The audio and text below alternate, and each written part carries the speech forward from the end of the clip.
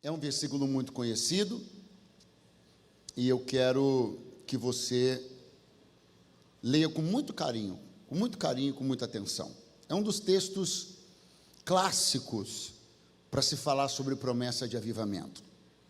Está escrito: mas recebereis a virtude do Espírito Santo, que há de vir sobre vós, e ser-me-eis testemunhas, tanto em Jerusalém, como em toda a Judeia e Samaria, e até aos confins da terra. Mas recebereis a virtude do Espírito Santo, que há de vir sobre vós, e ser-me-eis testemunhas tanto em Jerusalém, como em toda a Judeia e Samaria, e até aos confins da terra. Quantos dizem amém esta noite? Meus irmãos, nós estamos num momento bíblico muito tremendo, um momento chave para a vida dos apóstolos e para a vida da igreja, porque Jesus havia ressuscitado já há 40 dias atrás e estava dando fim a um período do seu ministério que chamamos de ministério pós-ressurreição. Ele começa imediatamente após a ressurreição de Jesus e termina com a sua assunção. Pois bem, Jesus estava conversando com os seus discípulos, instruindo-lhes e falando a respeito de algumas coisas futuras. E os discípulos estavam diante de um momento que não se repetiria, porque, como eu já lhe disse, daqui a pouquinho ali Jesus seria assunto aos céus. Portanto, é a última vez que eles estão olhando nos olhos do Senhor. É a última vez que eles estão ouvindo a voz do Senhor dessa maneira, como você está ouvindo a minha voz agora. É a última vez que eles estão podendo tocar um corpo tangível do Senhor Jesus. E numa hora como essa, você de repente tende a colocar aquela pergunta que você guardou durante muito tempo e que agora parece oportuno fazê-la, porque afinal de contas é a sua última chance. E fazendo essa pergunta, naturalmente vai ser demonstrado o que está preocupando, inquietando, quais são as questões importantes. Ninguém vai fazer uma pergunta num momento como esse, se essa não for uma pergunta muito importante, de um tema muito importante, que causa aflição. Alguém está me entendendo? Diga amém? Pois bem. Então Jesus vinha falando a respeito de tempos futuros, quando de repente os discípulos vão interromper o Senhor e vão dizer: mestre, nesses tempos que o Senhor está falando aí, será nestes tempos que será restaurado o reino a Israel? Preste muita atenção, porque essa é uma pergunta que ela tem um cunho muito político, também tem um cunho social, até tem um pouco de cunho espiritual. Mas essa é uma preocupação muito grande, essa é uma questão que inquieta aquelas pessoas. Os discípulos estão sendo um pouco parecidos com o restante dos homens judeus, porque por mais que a gente às vezes tente se diferenciar, se tem algumas coisas em nós que ainda nos fazem parecidos com as pessoas comuns, uma hora isso vai aparecer. Por mais que a gente possa às vezes desejar, projetar, aparentar uma espiritualidade, se nós ainda temos uma mentalidade muito carnal, uma hora isso vai, uma hora isso vai. Por mais que a gente tente, nos apresentar diante da sociedade, diante da igreja, diante dos nossos líderes como pessoas maduras, se nós somos imaturos, a qualquer hora dessas, algumas questões imaturas transborda. Não tem jeito. É isso que nós estamos vendo aqui. Jesus num assunto muito espiritual, e de repente transborda deles uma questão. E a questão é, repito, neste tempo, ou seja, no tempo que o Senhor está falando aí, será restaurado o reino a Israel? O que basicamente essa pergunta significa? Nós Israel, voltaremos a ser uma nação independente?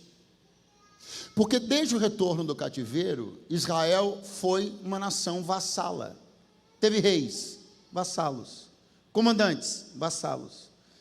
Era uma organização, tinha seu líder, tinha seu colegiado, tinha seus sacerdotes, tinha sua estrutura, mas vassalos, sempre vassalo, desde o cativeiro.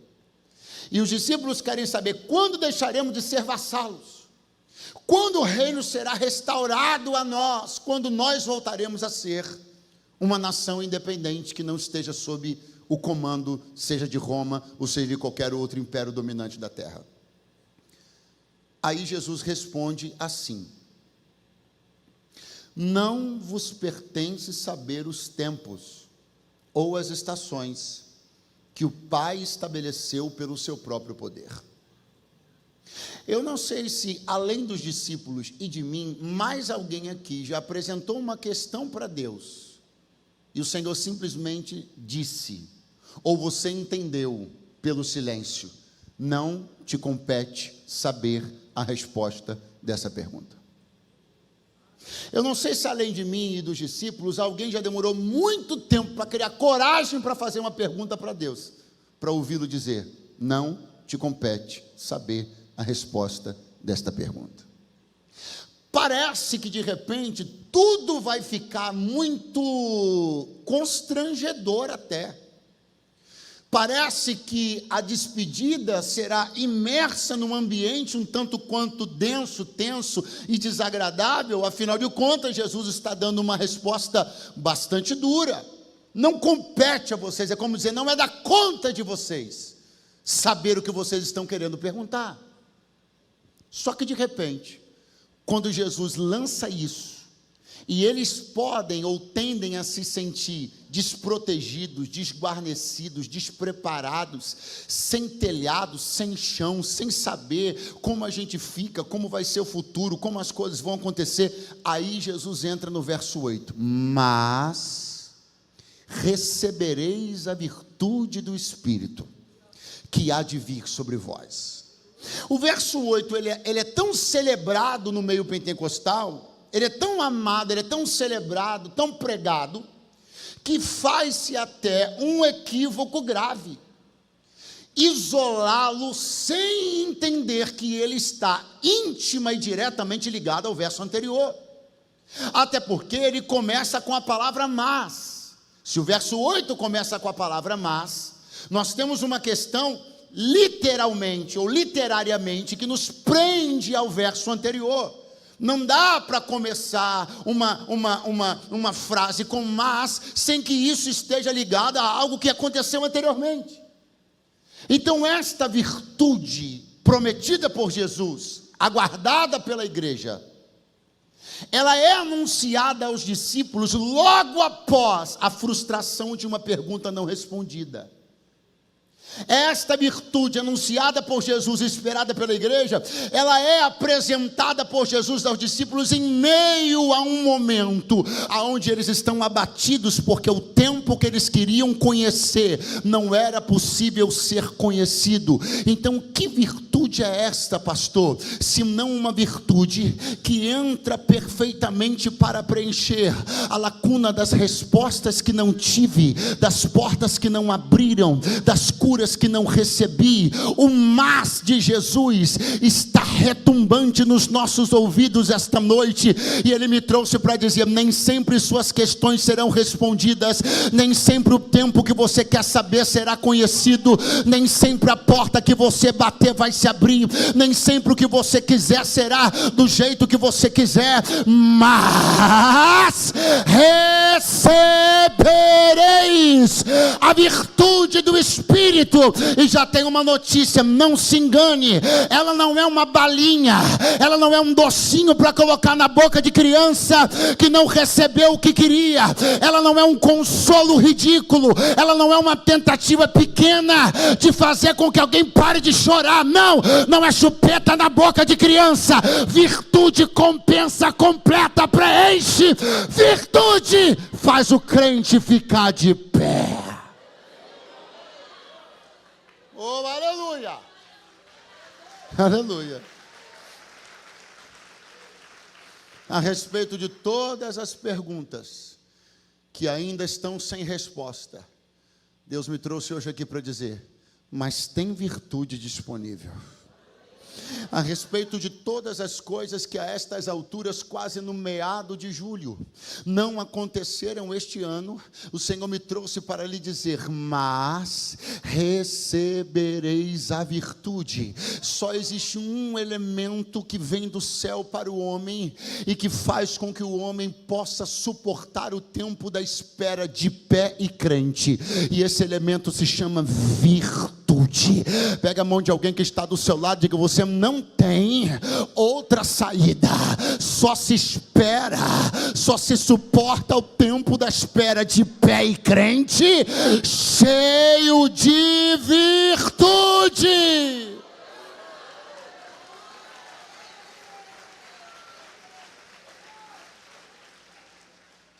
Pastor, o senhor está falando de tempo de espera? Tô. Quanto? Muito. Qual foi a pergunta que os discípulos fizeram a Jesus? Quando, ou melhor, nesse tempo que o Senhor está falando, será restaurado o reino de Israel? Então, ou seja, Israel se tornará uma nação independente e reconhecida. Neste tempo, Jesus disse: não compete a vocês saber os tempos que o Pai determinou. Sabe de que ano Jesus estava falando? 1948. Você sabe quando a pergunta dos discípulos tornou-se respondida? Quando a ONU reconheceu o Estado de Israel, na década de 40. Nós estamos no ano 0. Sabe quanto tempo demorou para aquilo acontecer, que eles queriam saber? 1948 anos. E você está achando que está esperando demais. Mas eu só tenho uma palavra para te dizer: com virtude você vai suportar o tempo da espera. Com virtude você vai suportar o tempo da espera. Vou tentar de novo. Com virtude você vai suportar o tempo da espera. Nós recebemos uma palavra em Atos 1:8. E nós sabemos muito bem quando ela vai se cumprir. Diga comigo: Atos 2. Mas entre Atos 1:8 e Atos 2 temos um caminho a percorrer. Entre Atos 1:8 e Atos 2 temos um evento em particular a ser considerado. Evento esse sem o qual entendo que os acontecimentos de Atos 2 seriam fortemente prejudicados e impactados. Pastor, o que o senhor está falando? Eu estou falando que entre, preste atenção, a promessa e o cumprimento, não raramente existe uma reunião difícil. Vou repetir. Entre a promessa e o cumprimento, não raramente existe uma reunião difícil.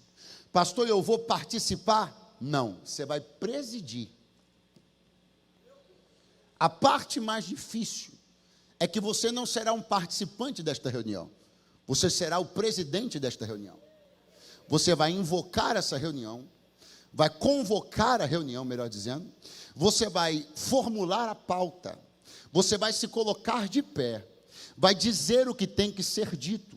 Vai ter de olhar para alguns olhares contrariados. Vai tomar providências difíceis, tocando em assuntos tensos, debaixo de um ambiente denso. Mas quem tem coragem de fazer reuniões difíceis, chega em Pentecostes. Pastor, mas exatamente sobre o que você se refere? Me refiro sobre o que a Bíblia conta a partir do verso 15 do capítulo 1. Uma reunião difícil. Qual? A reunião onde o tema, muito light, traição e suicídio de Judas, teria que ser trazido à pauta, para uma outra questão, então, entrar em vigor. Quem entra no lugar dele? Temos dois para escolher. Um será escolhido, o outro será contrariado, porque todo mundo que não é escolhido costuma ficar contrariado. Então escute muito bem. A igreja passou por uma reunião difícil antes de chegar em Pentecostes, porque não existe a possibilidade de que as pontas não sejam aparadas. Não existe para Deus a possibilidade de que se chegue em Pentecostes com assuntos não resolvidos, demandas não supridas, sujeiras embaixo do tapete, assuntos engavetados, confrontos que não aconteceram. Deus me trouxe para dizer, não é só sobre Pentecostes, uma série de promessas que eu fiz para você, eu estou mantendo-as de pé, elas só não aconteceram porque você adia a reunião toda semana.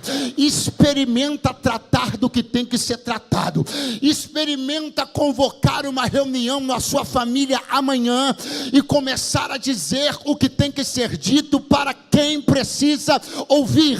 Experimente parar de fazer vista grossa para as questões que estão acontecendo debaixo das suas barbas, homem de Deus, porque o Senhor me trouxe aqui para dizer, eu tenho uma bênção para o teu sacerdócio, eu tenho um futuro para os teus filhos, mas tenha coragem de fazer aquela reunião difícil. Não queremos. Não queremos. Pastor, eu não posso fazer a reunião. Por que não pode? Porque o assunto é tenso, é mais tenso do que a traição e suicídio de um companheiro de ministério que caminhou com você 3 anos e meio. É mais tenso do que isso. É mais tenso, não pastor, é porque é muito decisivo. É muito decisivo. É mais decisivo do que ter que colocar no lugar, para se tornar um dos 12, com cadeira garantida até no Apocalipse. É coisa mais decisiva do que isso. Deus me trouxe hoje aqui para dizer, pare de alimentar as suas desculpas e procrastinar as reuniões que você precisa fazer. Eu queria que você me ajudasse a pregar. Segure a mão de alguém que está do seu lado, dê uma boa acordada nele e diga, esse mês ainda vai sair aquela reunião difícil. Esse mês ainda tu presidirás uma reunião difícil, mas Deus é contigo, Deus é contigo, Deus é contigo, Deus é contigo, Deus é contigo, Deus é contigo, Deus é contigo, Deus é contigo. Mas pregador, a reunião é difícil, o tema é difícil, as pessoas que vão estar na reunião são difíceis, é tudo difícil. Eu estou precisando me animar um pouco mais, você pode me ajudar? Vou te ajudar. Eu estou precisando de um estímulo para presidir essa reunião, você pode me ajudar? Vou te ajudar. Nesse versículo da reunião, eu li na Bíblia assim, Pedro pondo-se em pé. Então eu pergunto e você responde, quem presidiu a reunião difícil? Vamos de novo. Diz a Bíblia, Pedro pondo-se em pé. Então eu pergunto e você responde, quem presidiu a reunião difícil? Você acha que alguém estava olhando ali dizendo, como eu queria estar no lugar dele? Sim ou não? Sim ou não? Aprenda isso. Haverá horas que você estará em lugares que ninguém quer estar, fazendo coisas que ninguém quer fazer. Haverá horas que a sua posição não será invejada, que alguém vai dar graças a Deus de não estar no seu lugar. Só que isso é sobre a fase 1, logo vem a fase 2. Porque depois que veio o Pentecostes, não foram os que ficaram sentados que se levantaram. Foi o que presidiu a reunião difícil, que se colocou de pé, anunciou a palavra e 3.000 pessoas se converteram. Pastor, aonde o senhor quer chegar? Faça o que ninguém quer fazer agora, e Deus te colocará para fazer o que todo mundo quer fazer. Aleluia! Glória a Deus! Esse Deus que tem uma balança de equidade, esse Deus que chama a nossa justiça de trapo de imundícia, esse Deus que é justo e coerente em tudo, escute isso, porque eu tenho um pouquinho de caminhada com Ele, mínima, mas suficiente para te dizer, Ele trabalha assim. Aceitou presidir a reunião difícil? Aceitou estar onde ninguém quer estar? Então é você que eu vou colocar onde todo mundo gostaria de estar. Eles hoje não invejam a sua posição, amanhã invejarão sua posição, mas eles vão se lembrar que ficaram todos calados e não fizeram a reunião, mas você fez a reunião. Então você é o primeiro pregador do Pentecoste, você é o primeiro pregador. Eu estou profetizando aqui, se alguém quiser levantar a mão, uma boa hora. Deus vai honrar teu peito, tua raça e tua coragem de fazer o que tem que ser feito. Glória! Eu sirvo a um Deus que honra. Eu sirvo a um Deus que honra um cabra macho. Eu sirvo a Deus que honra uma mulher de Deus. Eu sirvo a Deus que honra uma pessoa que tem coragem de fazer o que tem que ser feito. Não é o que eu quero fazer, é o que tem que ser feito. Sabe por que muitas coisas na tua vida estão paradas? Porque você só faz o que quer. Cresça, faça o que precisa. Sabe por que o seu ministério não anda? Porque você só faz o que você quer. Faça no seu ministério o que é necessário. Quem faz o que é necessário, a mão de Deus está com ele. Aleluia. Pedro presidirá essa reunião difícil. E eu preciso chegar em Atos 2. Aleluia. Quem está ansioso para chegar? Aonde nós vamos chegar, pregador? Na festa. Aonde vamos chegar? O povo judeu sempre foi um povo muito festivo. E isso não foi coisa deles, isso foi coisa de Deus. Deus foi o autor, Deus foi o legislador de todas as celebrações instituídas no Antigo Testamento. Foi Deus que disse, faz nesse dia, termina nesse dia, vai durar tantos dias. Vai ser assim, assim, assim, assim. O próprio Deus elaborou com muito cuidado e com muito regozijo as festas do calendário judaico. Se houve um grande prejuízo em tempos de cativeiro, foi a desativação destas festas. E todas as vezes que houve um avivamento em Israel, sempre as festas voltavam. O avivamento sempre trouxe consigo o retorno das celebrações festivas, como por exemplo aconteceu nos dias de Ezequias, que após muitos anos, Israel sob a regência do seu pai Acais, um homem ímpio, quando Ezequias assume, ele restabelece o calendário festivo de Israel. Avivamento é festa e festa é avivamento. Quem gosta dos dois, diga aleluia. Agora, é importante você entender que não por acaso, como nada na Bíblia é por acaso, quando você e eu olhamos para uma coisa que no estudo da Bíblia é um artifício importantíssimo, etimologia, sentido, significado das palavras. Quando você olha para a palavra festa, a palavra festa na língua original hebraica é Hag. E Hag, me perdoem os que dominam a língua aqui, eu não domino, devo estar falando errado, mas não tem problema. Hag significa círculo. O que significa? Literalmente, Hag é fazer um círculo. O sentido de festa para o povo de Deus é fazer um círculo. Eu pergunto e você responde, esse círculo você acha que é visível, sim ou não? Se você faz um círculo, ele é visível, sim ou não? Você acha que fazendo um círculo, o sentido não é estabelecer com clareza quem está dentro e quem está... A festa para o povo de Deus, o Pentecostes para o povo de Deus é uma declaração clara, honesta de quem está e quem está. Dá uma olhadinha para o seu irmão, vê se ele está com cara de que está dentro, se ele está com cara de que está fora, vê se ele está com cara de que está mergulhado, vê se ele está com cara de que está participando, ou vê se ele está com cara de que botou uma cadeira do lado de fora do círculo, só para ver o que está acontecendo aqui dentro. Eu tenho uma palavra de Deus para essa noite. Não dá para ser um pentecostal agente secreto, não dá para ser um pentecostal fantasmagórico ou incógnito. A festa é uma declaração aberta, uma carta aberta e pública de quem decidiu estar do lado de dentro dela. O Pentecostal pentecostal, aquele que adere à festa pentecostal, tudo nele grita isso. O jeito dele andar, falar, cantar, acordar, dormir, quem olha para ele diz: esse está do lado de dentro, esse está do lado de dentro.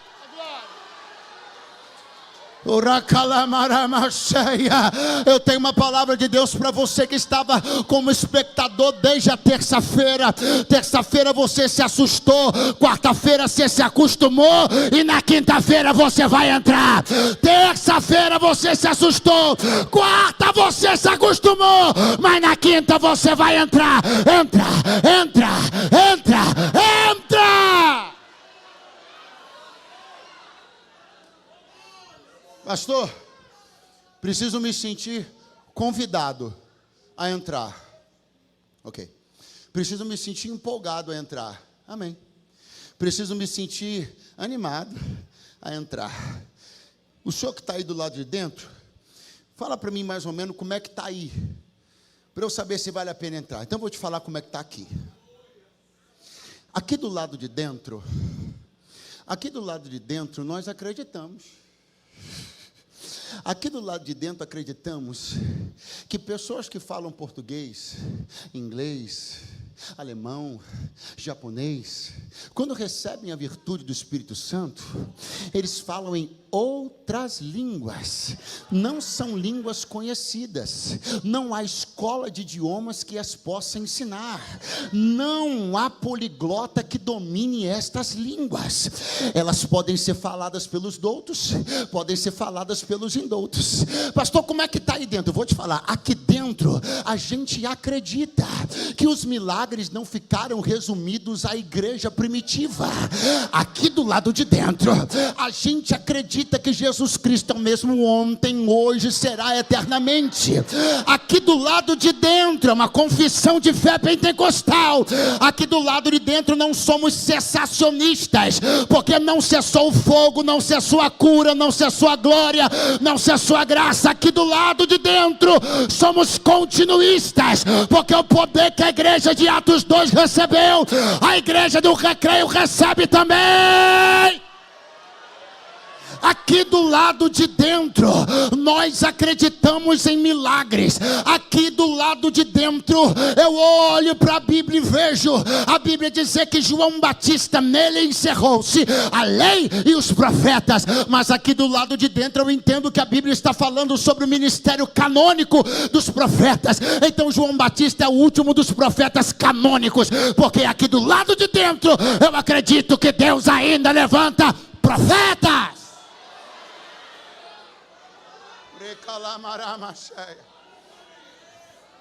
Aqui do lado de dentro cremos e preservamos uma chama. Quem acendeu essa chama não foi Pedro, quem acendeu essa chama não foi Paulo, quem acendeu essa chama foi Jesus. E tipologicamente desde o Antigo Testamento a Bíblia já vinha nos advertindo. Levítico 6,13, o texto áureo do avivamento no Antigo Testamento: e o fogo arderá. Como? Continuamente sobre o altar e não se apagará. Aqui é o povo do choro, aqui é o povo do grito, aqui é o povo da mão levantada, aqui é o povo da retumbância na voz, aqui é o povo da vibração, aqui é o povo do glória. Aleluia!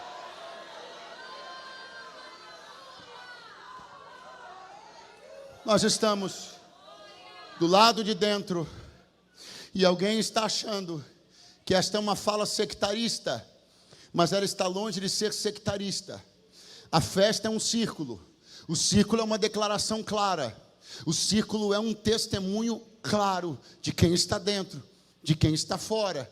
Não estou dizendo que quem está fora do círculo pentecostal não é salvo, não é abençoado, mas eu estou pregando numa conferência de avivamento, numa igreja pentecostal. Então me permita puxar sardinha para minha brasa, inclusive, porque brasa aqui não falta, para lhe dizer que é coisa boa receber o mover de Deus na vida. Quem concorda? Levante a mão e diga glória a Deus. Pentecoste. Como é o nome da festa? Muito fraco. Como é o nome da festa?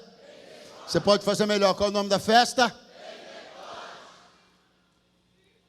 Festa boa, festança de crente, organizada, cheia de apontamentos e sombras, que deveriam ser conectadas com as questões futuras envolvendo aquele que é a chave hermenêutica da Bíblia, aquele que está em toda a Bíblia, de Gênesis 1, Apocalipse 22, Jesus. O Pentecostes, ele é promovido por Jesus, ele é para Jesus, ele tem como essência Jesus. Quem faz o Pentecostes é Jesus, quem produz o Pentecostes é Jesus, quem gera o Pentecostes é Jesus.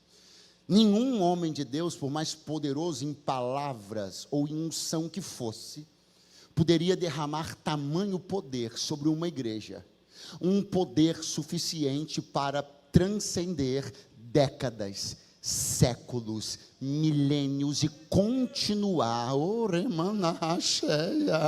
e continuar tocando pessoas, sensibilizando pessoas, quebrantando pessoas. Jesus é a chave do avivamento, ele é a chave, a essência e a razão do Pentecostes. Diga glória a Deus por isso. Como eu lhe disse, todas as festas tinham um cerimonial muito bem estabelecido, cuidadosamente elaborado, e com o Pentecostes não era diferente. E há algo sobre o Pentecostes que é muito lindo, muito messiânico e muito poderoso. Eu acho que você vai dar um glória a Deus agora. Não é possível que você não dê um glória a Deus. Eu sinto que você vai dar um glória a Deus. Vai ser seu primeiro glória a Deus. Aleluia. Porque existe um gesto, um ato. Essa palavra é boa, ato. Existe um? Você pode fazer melhor. Existe um ato final da festa de Pentecostes. Um ato na festa de Pentecostes que ele é muito, muito emblemático, muito poderoso. É o erguer do feixe de trigo. A festa de Pentecostes, ela tem uma conexão com colheitas. Com o que mesmo? Então, dentro desta conexão e contexto, na festa do Pentecostes se erguia um feixe de trigo. O feixe de? Então, a celebração do Pentecostes, a essência do Pentecostes, ela está ligada ao erguer do feixe de? Uma vez os discípulos quiseram dar uma de, eu nem sei o que, e disseram: Senhor, tu não tem pena de falar esse negócio aí que você vai morrer? Aí Jesus falou assim: deixa eu explicar uma coisa para vocês. Se o grão de trigo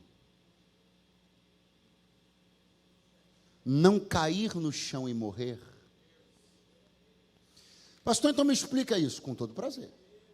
Estamos em Pentecostes, em Atos 2. 50 dias atrás aconteceu a Páscoa. Jesus tinha morrido na sexta e ressuscitado no domingo. O grão de trigo caiu na terra na sexta, brotou no domingo, e 50 dias depois apareceu erguido no Pentecostes. Vou tentar de novo. O grão de trigo caiu no chão na sexta, brotou ressuscitado no domingo, e 50 dias depois, em Pentecostes, não era mais um grão, era o feixe de trigo erguido, ressuscitado e poderoso. Igreja de Jesus, levante a mão bem alto, tira 5 segundos do teu tempo precioso para dizer glória ao nome do feixe que não está caído, o feixe que não está enterrado, o feixe que está erguido e ressuscitado. A Ele a glória nesta noite. Agora escute bem, porque eu preciso chegar em Pentecostes. Cumprindo-se o dia de Pentecostes. Cumprindo-se. Repete comigo: cumprindo-se o dia. Então avisa o seu vizinho: tinha dia. Fala para ele: calendário, organização.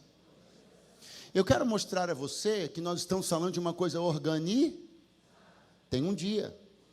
Tem que bater certinho. A Páscoa é aqui, conta 50 dias. Penta, fala de 50 dias depois. Então ele está conectado com a Páscoa, que aconteceu 50 dias antes, 50 dias depois vai ter Pentecostes, há um dia, há um calendário. Isso fala sobre uma questão muito importante. Fala sobre a ordem, fala sobre a decência, fala sobre a ética de se fazer uma festa pentecostal. Isso fala sobre a movimentação da igreja, que deveria ser, sim, uma movimentação coesa, correta, coerente, organizada. Deus nunca quis uma igreja desmantelada, confusa, problemática, sem hora para chegar, sem hora para sair, não.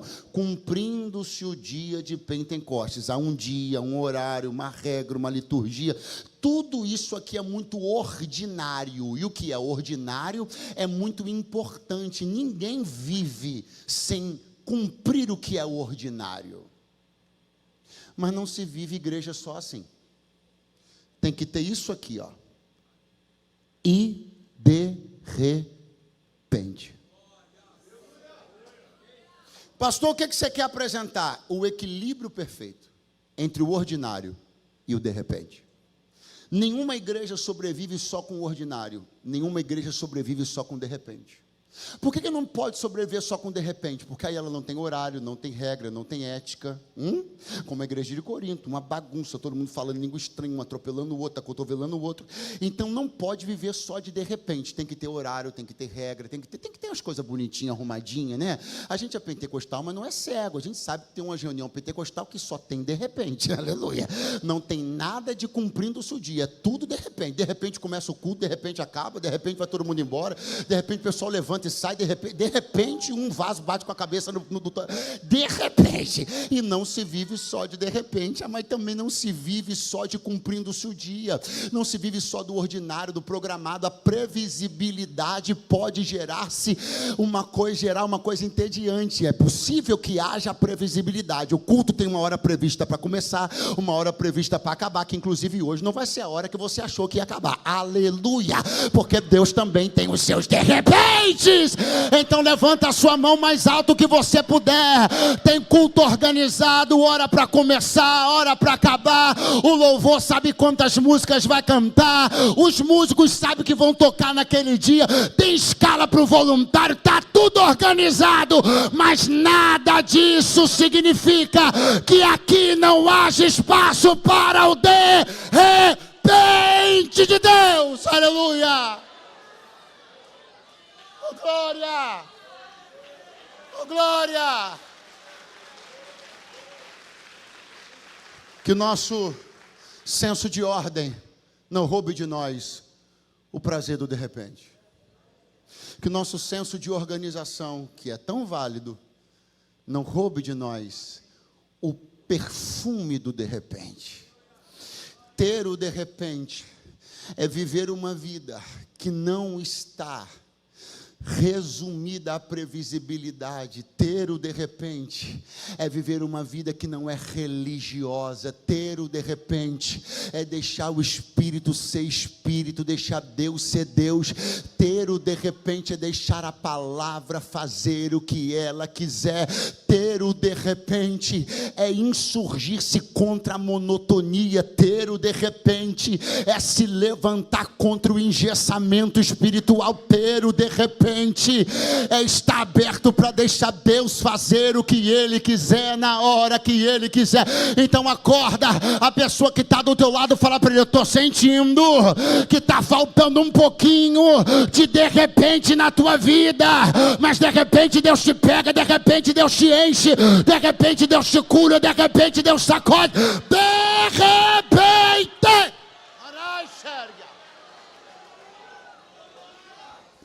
Eu preciso disso. Minha fé precisa disso. A minha jornada com Deus precisa dos fatores imprevisíveis. Eu preciso deixar Deus me preparar surpresas. Eu preciso deixar o Espírito Santo me dar uns sustos, acelerar meu coração, jogar minha adrenalina lá em cima. Aleluia. Oh, glória a Deus. De repente, o que aconteceu, pastor? Veio do céu um som. Pastor, eu já sei, de vento. Não. Como de um vento. Veemente e impetuoso. Encheu toda a casa. E foram vistas sobre ele. Ah, pastor, isso aí eu sei. Línguas repartidas. Não. Línguas repartidas, melhor, línguas repartidas de fogo. Não. Línguas repartidas como que de fogo. Não por um detalhe, não por um capricho, não por um preciosismo, mas por um propósito. O texto está sendo construído apresentando questões análogas. Não há uma literalidade. Não é língua de fogo, é língua como que de fogo. Não é um som de vento, é um som como de um vento. Qual é a importância da Bíblia nos apresentar a festa de Pentecostes de Atos 2, sem eventos engessados assim e assim? Porque senão, eu acharia que para acontecer alguma coisa, eu teria que ouvir um som de vento. E também acharia que para estar acontecendo alguma coisa, eu teria que olhar em cima de você, por sobre você, uma língua repartida de fogo. Então, quando a Bíblia nos desprende da literalidade, ela nos mergulha numa infinidade de possibilidades através das quais Deus pode se manifestar aqui. Eu vou tentar de novo, porque se isso fosse literal, eu olharia para cá e pensaria em apenas duas maneiras de achar que o Pentecostes estaria acontecendo, mas não é literal. E aí Deus abre uma caixa de possibilidades múltiplas e inúmeras, ele dizendo, neste dia aqui o vento, o som era como de um vento, mas pode ser que hoje aqui, o som que eu quero usar, seja do surdo da bateria, seja dos pratos da bateria, seja das teclas do teclado, seja do choro de um crente, que vai levantar-se em cânticos espirituais lá atrás. Pode ser que aquilo que foi visto em Atos 2 não seja visto aqui, mas não significa que Deus não está aqui, porque não estamos presos numa literalidade. O que eu quero saber é que quem estava lá também está aqui.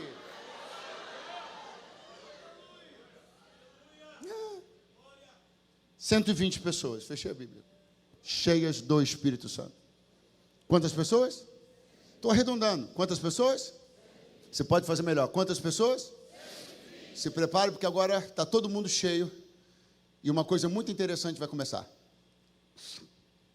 Vai começar um processo de dízimo. Pastor, mas não passou já? Calma, é outro dízimo. Porque nós temos 120... Quantos são mesmo? E não sou eu, é a Bíblia que vai dizer assim, ó. Pedro, com os 11, levantou-se. 1 mais 11 não é conta difícil não, né? 1 mais 11 dá? Olha o dízimo. Você tinha 120 pessoas cheias, das quais apenas 10% estão de pé. Não é de pé espiritualmente, estão de pé com visibilidade. Você tem 120 cheios, mas visibilidade quantos tem? Quantos tem? Pastor, eu só quero se for para ter visibilidade. Então quem não quer é Deus. Não, vou de novo. Pastor, só quero se for para ter visibilidade. Então, quem não quer te encher é Deus. Porque se você não prestar para ser dos 120, só prestar para ser dos 12 que estão sendo vistos, você não entendeu ainda o que é avivamento, Pentecoste, igreja, sangue, redenção, você não entendeu nada. Pastor, e o dízimo? Vai vir de novo. Porque dos 12... Pedro fala à multidão. Eu estou arredondando a conta, que o dízimo exato de 12 não é 1, mas eu estou arredondando um cadinho. Dos 12 que estão de pé, quantos falam? Quantos falam? Você percebe que existe um processo acontecendo bem aqui diante dos nossos olhos? 120 crentes cheios. De repente, 108 ficam, 12 se mostram à multidão. 11 ficam, 1 fala à multidão. Pastor, aonde o senhor quer chegar? Já cheguei. Chego no momento que você entende que 1 só fala, porque há 11 de pé aqui. E 12 só estão de pé, porque há 108 cheios ali. Isso daqui não é afunilamento, isso daqui é uma engrenagem pentecostal, é uma engrenagem pentecostal. Na ponta falando aparece um, mas na retaguarda tem 11 em pé, e no cenáculo tem 108 cheios. Eu não sei se você é quem fala, quem fica de pé, ou quem está cheio. O que eu sei é que ser cheio é para todo mundo. Quem quer ser cheio, dá um pulo dessa cadeira agora.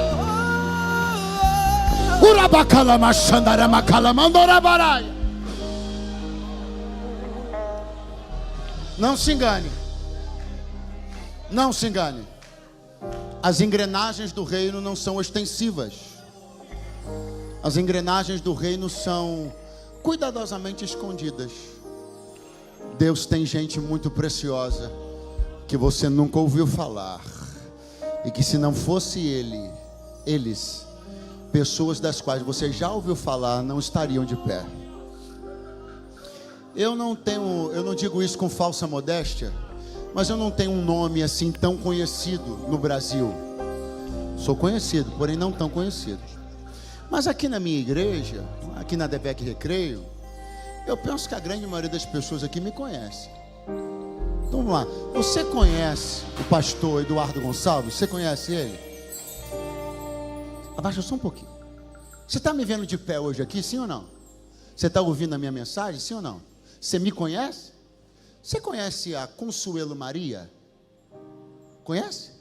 E se eu te dissesse que eu só estou hoje aqui de pé por causa da Consuelo Maria?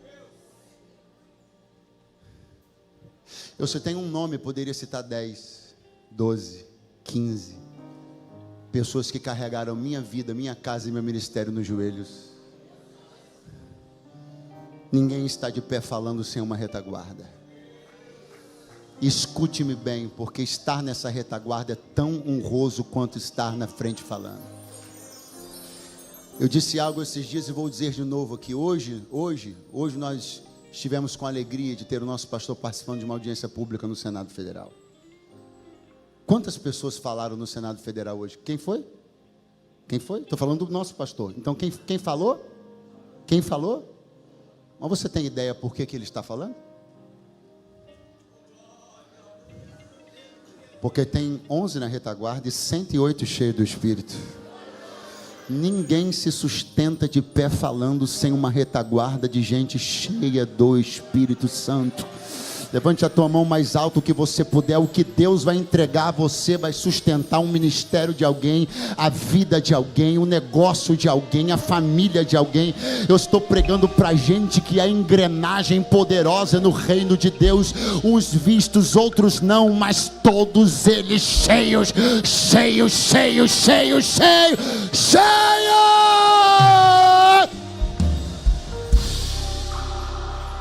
Agora olha para mim, porque eu encerro agora. 12 ficaram de pé, diz a Bíblia. Pedro mais 11. 12 estão de pé diante da multidão. Quem está me ouvindo, diga amém. Quantos estão de pé diante da multidão? E são os 12 apóstolos. São os 12. Dá uma olhadinha para o seu vizinho e diga: ainda bem que teve a reunião. Porque se não tivesse tido a reunião, não estariam 12 ali. Estariam? E o que isso significa? Que a igreja, o colégio apostólico, teria perdido a plateia antes de começar a mensagem. Porque se aquelas pessoas, que a grande maioria delas ouviu notícias do ministério de Jesus, ministério esse, que tinha um grupo de discípulos, cujo número era de... Elas estariam de braços cruzados, pastor Bruno, olhando aquela cena e dizendo assim: mas eles não eram 12? Eles não sabem resolver o problema deles. Eles não têm competência para suprir as demandas. Não conseguiram nem colocar outro no lugar do... Antes de Pedro dizer a primeira palavra, o colégio apostólico estaria descredibilizado diante da plateia. Porque o que você não entende sobre a reunião, o pastor vai voltar nela, O que você não entende sobre a reunião é que fazê-la ou não pode fazer você perder a plateia antes de dar a paz do Senhor.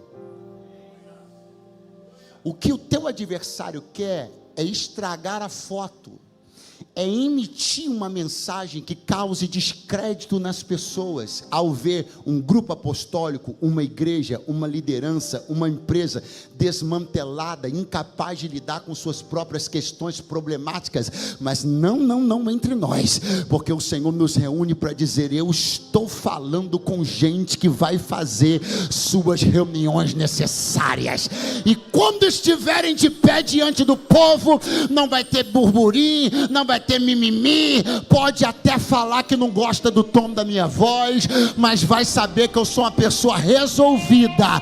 Pode dizer que eu falo assim ou assado, mas sabe com quem eu sou casado, há quanto tempo sou, e é ela só. Então escute uma coisa: tenha testemunho para dar, e a tua palavra terá crédito no ouvido das pessoas.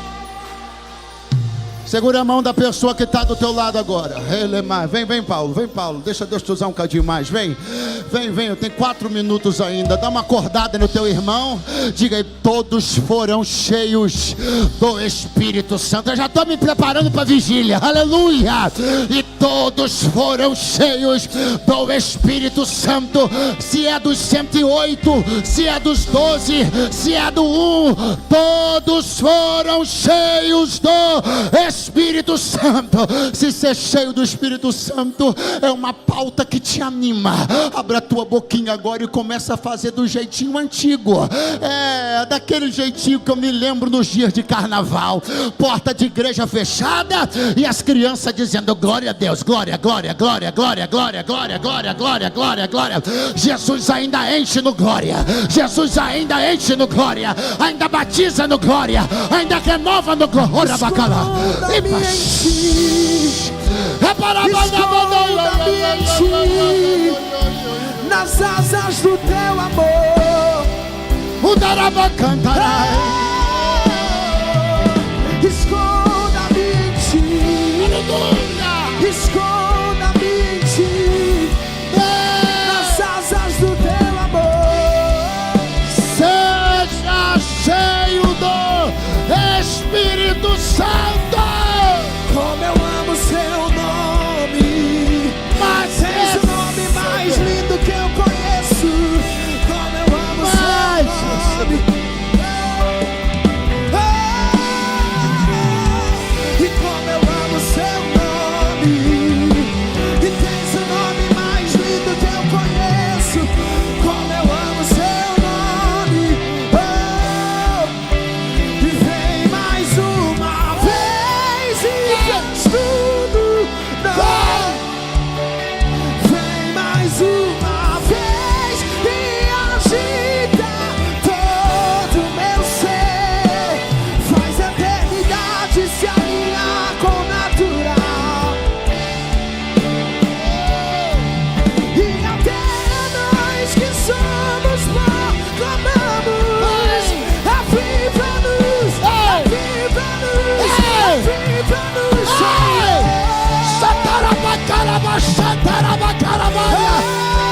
Recebe de Deus aí, recebe de Deus, recebe de Deus, recebe de Deus. Tenha teu ministério avivado, teu sacerdócio avivado. Vem mais uma vez e agita todo o meu ser, faz a eternidade se alinhar com a natural, e até nós que somos proclamamos: aviva-nos, aviva-nos, aviva-nos, Senhor, aviva-nos, Senhor.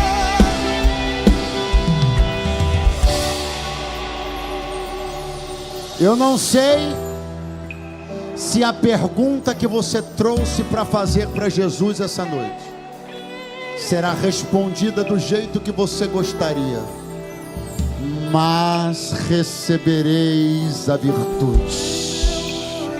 Eu não sei se ainda essa semana a porta que você deseja vai se abrir, mas recebereis a virtude, e debaixo dessa virtude tu suportarás o tempo da espera. Dá um abraço na pessoa do teu lado agora.